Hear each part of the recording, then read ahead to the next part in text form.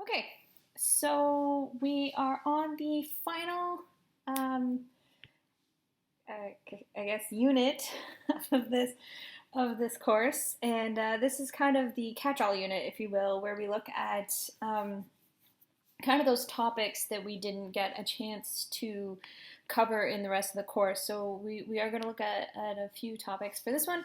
And so we're going to kind of kick it off by looking at geopolitics, which is kind of one of the big reasons for or underpinning causes for a lot of these larger topics that we're going to talk about. And we're going to do our best to cover some of the bigger ones you guys were more interested in, and to see what your thoughts are. So, geopolitics.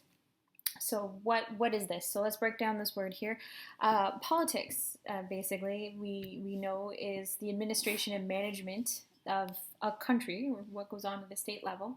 And this is the decision making process of the government, whatever government you happen to have in your country at the time.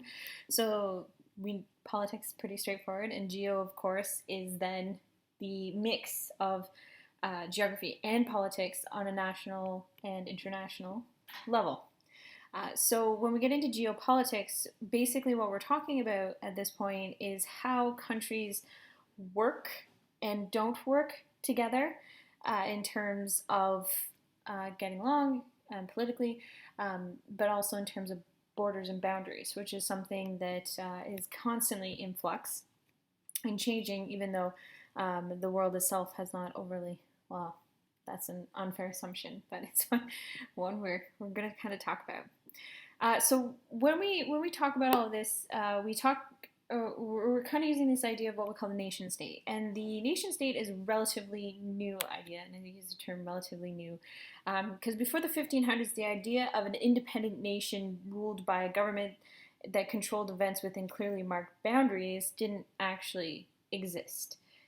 Over time, borders have changed and rules have changed, and most of the modern day nation states that we know today have been formed between 1909 and 1999 because the world wars led to a lot of this.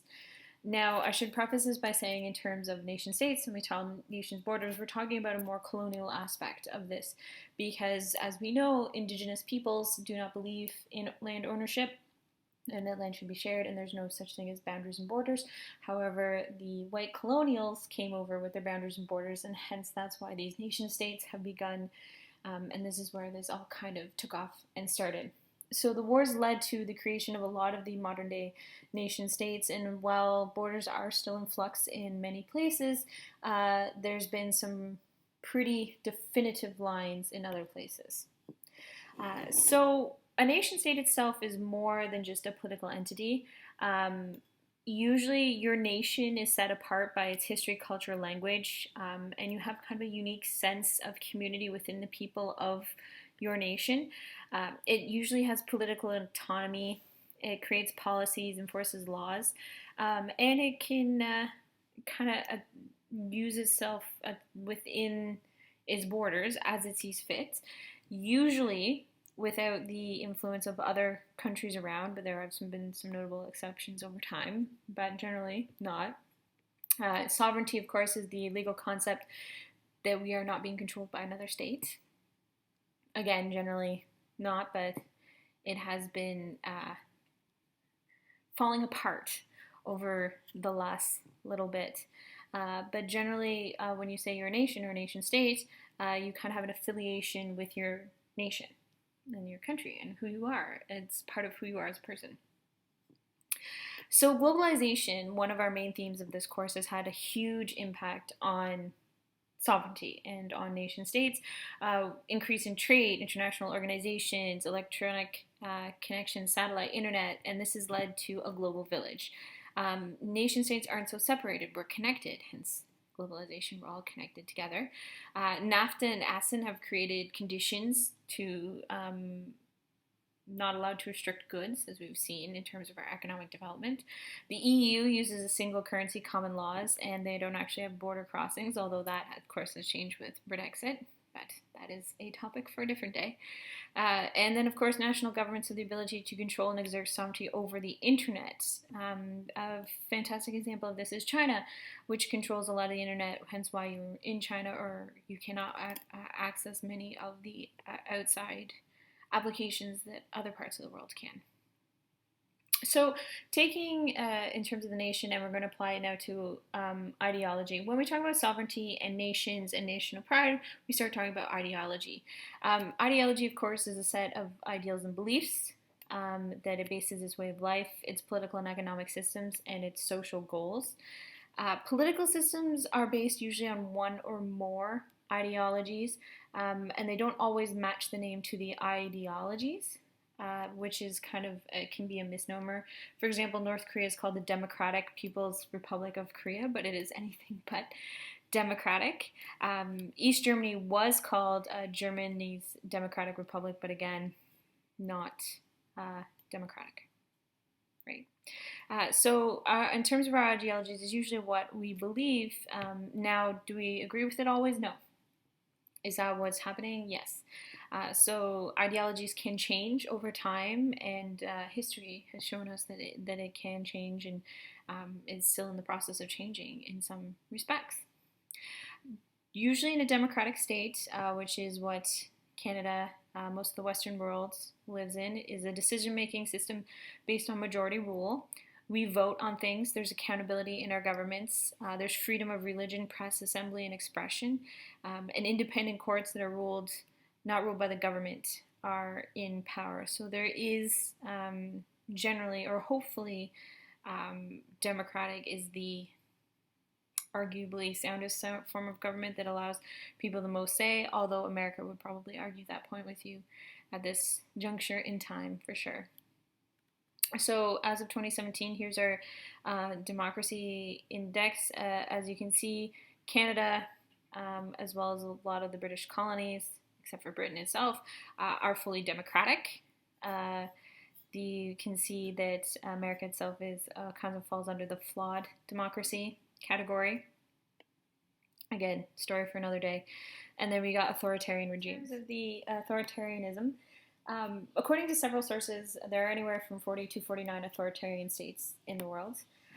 They usually keep dissenters quiet. Political, military, and religious groups is usually controlled by one person or a small group of people.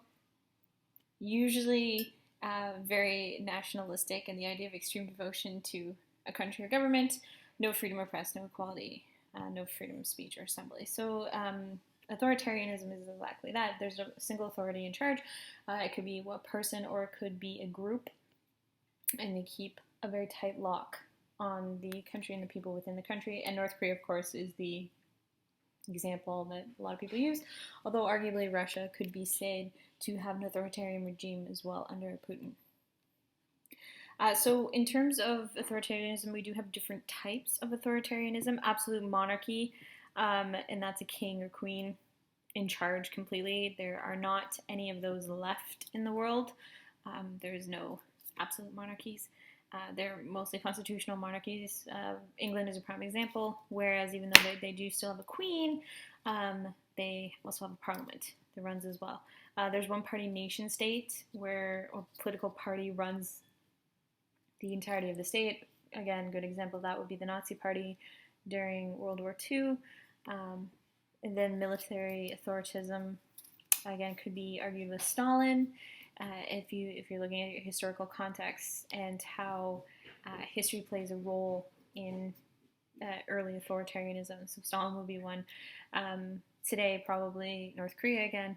Military authoritism controls the military, but he also controls the rest of the way of life. So that's part of it. And then religious nation state, where the spiritual leaders are in charge. There is one of those in the world, specifically the Vatican City, which is actually not part of Italy. It's its own independent entity, and it is ruled then by the Catholic Church, and that's specifically the Vatican. So between the mid-1940s and the end of the 1980s, international politics was shaped by the Cold War, basically.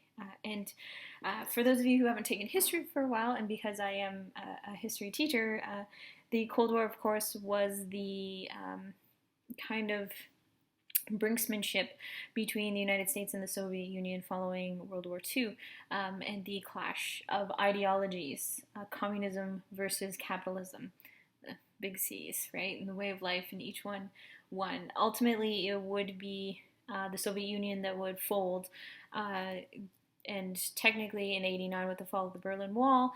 However, it didn't really until 1991 in the August coup in Russia, in the Soviet Union, which then reverted back to being Russia again.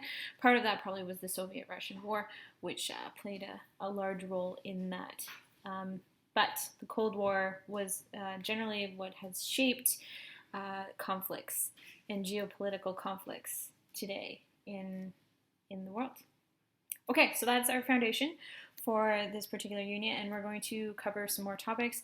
Unfortunately, we don't have a lot of time left, so I'm going to try and hit some of the highlights. So we are going to talk about the Black Lives Matter movement, as well as conflict, hopefully some LGBTQ plus issues, and maybe women as well. So we'll do our best to cover it, and I'll see you guys in the next lecture.